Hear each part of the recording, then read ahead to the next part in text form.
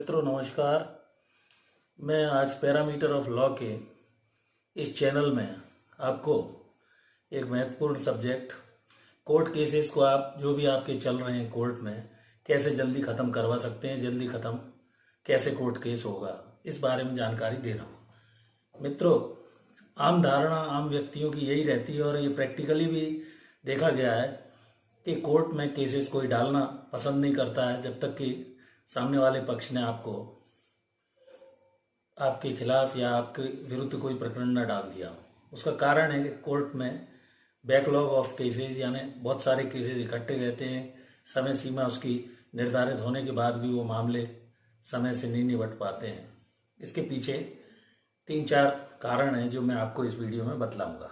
इस वीडियो को मैं आपसे निवेदन करता हूं कि शुरू से अंत तक अवश्य देखें, जिससे आपकी जानकारी बढ़ेगी। मित्रों, सरकार के द्वारा शुरू से यह प्रयास किया गया है विभिन्न कानूनों में संशोधन करके कि मामले यथाशीघ्र न्यायालय में निपटाए जाएं। कई बार कई कानूनों में इस बारे में प्रोसीजर में भी संशोधन किया गया, लेकिन स्थिति जस की तस है।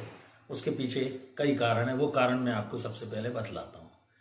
सबसे पहला कारण, हम स्वयं पक्षकार जो कोर्ट में जाता है वो स्वयं होता है। उसका कारण ये है कि वह अपने प्रकरण में जितनी रुचि लेनी चाहिए, प्रत्येक पेशी पर वकील से मिले, कब कोर्ट में तारीख है, पेशी है, उसमें वहाँ उपस्थित रहे, क्या कार्यवाही हो रही है, इसकी जानकारी अपने अधिवक्ता से ले। इसके लिए जो भी आप मामला लगा रहे हैं उसके अच्छे जानकार कोई भी अधिवक्ता जो उस फील्ड में काम कर रहे हैं उन्हें आप रखें। उसके पहले सामान्यतः क्या होता है कि कई बार लोग एक पेशी पर जाकर अधिवक्ता महोदय से बात करके उन्हें अपना वकालतनामा कोर्ट में केस में पैरवी करने के लिए दे देते हैं। उसके बाद अपने प्रकरण की कोई प्रगति क्या चल रही है इसके बारे में कोई जानकारी नहीं लेते और सोचते हैं कि वकील साहब सब मेरे केस में लगे हुए हैं, सब कर लेंगे। ये एक गलत प्रक्रिया है, गलत आपका कदम है। आपको हर प्रकरण जो भी आपने दिया है उसकी हर पेशी पर क्या कार्यवाही हुई उससे अपने अधिवक्ता से जानकारी लें। उसके अलावा न्यायालय में उपस्थित रहें, कार्यवाही पर ध्यान दें, थोड़ा उसका एक फाइल आप अलग बना लें, सारी स्थिति का मनन करें और जब भी अधिवक्ता आपके बुलाते हैं तभी आप जाते हैं। इसकी जगह बराबर उनके संपर्क में रहें, तभी आपका मामला आगे बढ़ेगा और जल्दी उसका निपटारा होगा, पहली चीज। उसके बाद सेकंड होता है अपोजिट पार्टी। कई केसेस में एक पक्ष का मामला प्रबल रहता है, अर्थात अच्छा रहता है, और दूसरे पक्ष का मामला कमजोर रहता है, वीक रहता है। तो इसके लिए जो प्रतिवादी है उनके भी वकील और प्रतिवादी दोनों जिम्मेवार देर के लिए हो सकते हैं, क्योंकि एक पक्ष जो न्यायालय के समक्ष न्याय की मांग करने जाता है वो सबल पक्ष होते हुए भी अगर लापरवाह है तो कहते हैं कि सोए हुए को कभी न्याय नहीं मिलता है, जो जागता है वही न्याय पाता है। ये एक लीगल मैक्सिम है।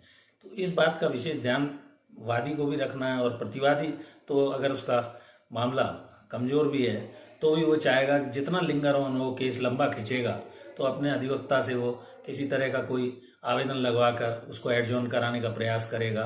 तो इसलिए आप अगर वादी हैं, स्वयं अपने मामले को कोर्ट में लेकर गए हैं, तो आप अपने अधिवक्ता के संपर्क में रहें और उसकी प्रगति, प्रकरण की कार्यवाही प्रतिदिन क्या हो रही है, क्योंकि महीने में 1 या 2 पेशी से ज़्यादा किसी भी प्रकरण में नहीं लगती है। आप उस दिन अपना कोई भी काम धंधा हो, नौकरी हो, छुट्टी लेकर वहाँ न्यायालय में उपस्थित रहें। वकील साहब से 1-2 दिन पहले अवश्य मिलें, कोर्ट केस की प्रगति का ध्यान रखें। तो ये एक प्रतिवादी की तरफ से जानबूझकर मामलों को लंबित रखना और लंबान में डालना प्रैक्टिस और टेंडेंसी रहती है। इसके अलावा एक अन्य कारण है अदालत।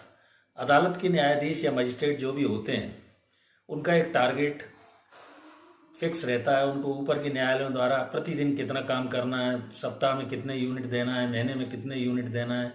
अब पहले जैसी स्थिति नहीं है। पुराने समय में तो न्यायाधीश या मजिस्ट्रेट को जो उचित समझते थे उतना कार्य करना होता था, लेकिन आजकल कोर्ट्स में स्पीडी जस्टिस होने के कारण बहुत सारे पायलट प्रोजेक्ट आदि चलते हैं। ये व्यवस्था दी गई है कि उनका एक टारगेट फिक्स रहता है, कितने मामले उनको निपटाने हैं। तो इसमें जब आप अपने मामले में बराबर रुचि लेंगे, अपने अधिवक्ता से मिलेंगे, तो उनका भी ये प्रयास रहेगा कि भाई पार्टी इंटरेस्ट ले रही है प्रकरण में, वो बराबर न्यायालय की सारी कार्यवाही को देखेंगे, अध्ययन करेंगे और आरपेशी पे आप उनसे के संपर्क में रहेंगे तो वो रुचि लेकर आपके प्रकरण में पैरवी कराएंगे। तो इस प्रकार आप अपने मामले को जल्दी निपटवाने के लिए पूर्ण सक्रिय रहकर, छुट्टी लेकर अधिवक्ता साहब से मिलें, कोर्ट पेशी में वहाँ उपस्थित रहें, मामले की कार्यवाही पर ध्यान रखें।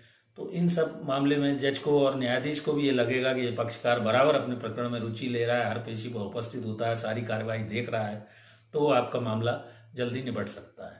यद्यपि शुरू से हर अदालतों में बैकलॉग इकट्ठा है, लेकिन जो व्यक्ति रुचि अपने मामले में लेगा, वादी स्वयं अगर रुचि ले रहा है तो उसका सिविल मामला हो या अगर कोई क्रिमिनल केस है तो उसके अंदर भी व्यक्ति को पूर्ण रुचि लेकर, चाहे वो फरियादी हो, तो उसको अपने कोर्ट साहब आदि से मिलते रहना चाहिए। अलग से कोई अधिवक्ता रखना है तो उनको रख सकता है, पूरे प्रकरण की एक फाइल अलग से बना ले, उसकी स्टडी करे, उनको सुझाव दे, जब वो बुलाए उपस्थित हो, बयान वगैरह समझे, क्या क्या उसको तैयारी करके जाना है। तो इस प्रकार से आप कोर्ट में कोई भी जो मामला आपका लंबित है उसको यथासंभव जल्दी से जल्दी उसका निपटारा न्यायालय से करा सकते हैं। मित्रों, मैं इस चैनल के माध्यम से छोटे छोटे टॉपिक्स पर आपको लीगल स्थिति क्या रहती है, कानून के बारे में बतला रहा हूँ।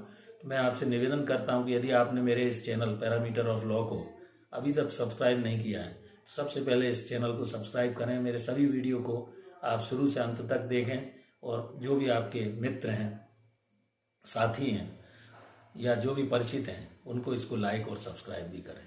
Thank you for watching this video. नमस्कार मित्रों।